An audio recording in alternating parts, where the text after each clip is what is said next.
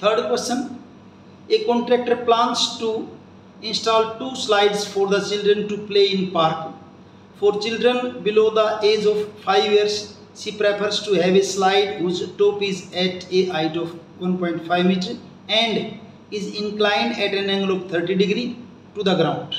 Whereas for elder children, she wants to have a steep slide at a height of 3 meter and inclined at an angle of 60 degree to the ground. What should be the length of the slide in each case? यानी कि दो type के slide लगाने इस contract को, एक तो 5 year से कम उम्र के बच्चे हैं उनके लिए, दूसरे बड़े बच्चों के लिए। जो 5 ईयर कम से हैं, कम उम्र के हैं, उसकी स्लाइड की टॉप की हाइट 1.5 मीटर और ग्राउंड के साथ एंगल 30 डिग्री का। दूसरे में हाइट 3 मीटर और ग्राउंड के साथ एंगल कितना है, 60 डिग्री का। What should be the length of the slide in each case? हर एक केस के अंदर स्लाइड की लेंथ क्या हो? तो दोनों करते बारी बारी से, दो पार्ट हो जाएंगे। एक तो छोटे बच्चों के लिए 5 ईयर से कम के लिए, दूसरा थोड़े बड़े बच्चों के लिए।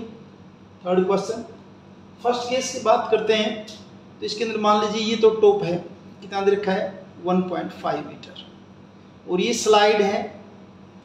स्लाइड ने ग्राउंड के साथ एंगल बना रखा है कितना, 30 डिग्री का। ये एंगल आपका कितना, 90 का, और ये एंगल इसने कितना बना रखा है, 30 डिग्री का। ट्रायंगल का नाम आपने ABC कर दिया ऐसे।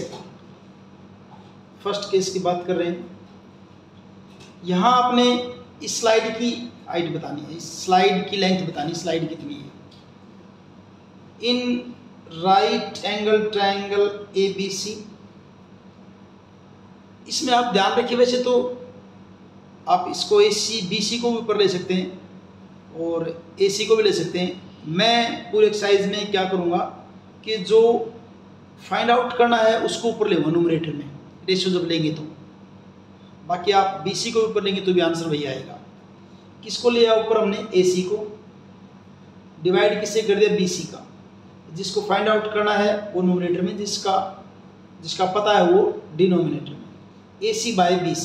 AC आपका हाइपोटेनस, BC आपका क्या है, perpendicular. Hypotenuse by perpendicular, sine का उल्टा क्या होता है आपका, कोसिकेंट। और कोसिकेंट कितना, 30 डिग्री। क्रॉस मल्टीप्लाई करेंगे तो AC is equal to BC cosecant 30। AC is equal to BC कितना है, 1.5। कोसिकेंट 30 की वैल्यू कितनी होती है, 2 होती है, टेबल में देखोगे तो AC इज इक्वल टू क्या हो जाएगा, 3 मीटर।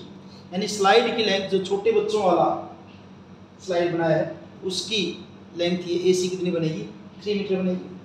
सेकंड केस, जो बड़े बच्चों के लिए स्लाइड बनाए उसके लिए। सेकंड केस में टॉप जो दे रखा है 3 मीटर का, कितना है, 3 मीटर, और ग्राउंड के साथ एंगल कितने का दे रखा है, 60 डिग्री का। स्टीप बिल्कुल खड़ा है कुछ ही, ये एंगल कितने का है, 60 डिग्री का। ट्राइंगल का नाम यहाँ पे आप दूसरा रख लीजिए, PQR। In right angle triangle PQR आपने फाइंड आउट किसको करना, PR का, और पता किसका आपको, QR का।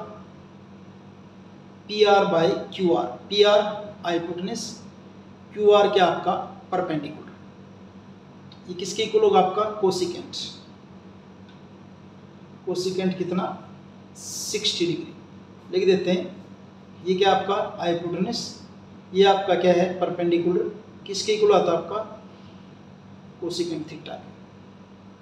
क्रॉस मल्टीप्लाई करेंगे तो PR is equal to QR, cross multiply QR, और ये क्या आपका, कोसिकेंट 60 डिग्री।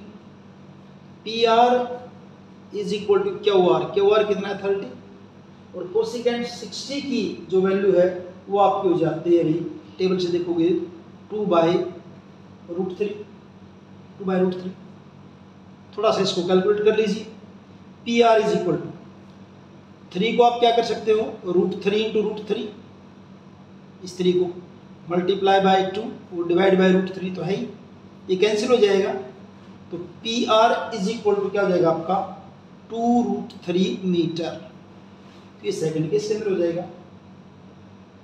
तो एक केस के अंदर तो इसकी आपकी जो स्लाइड है उसकी लेंथ 3 मीटर, दूसरे वाले में क्या है 2√3 मीटर है।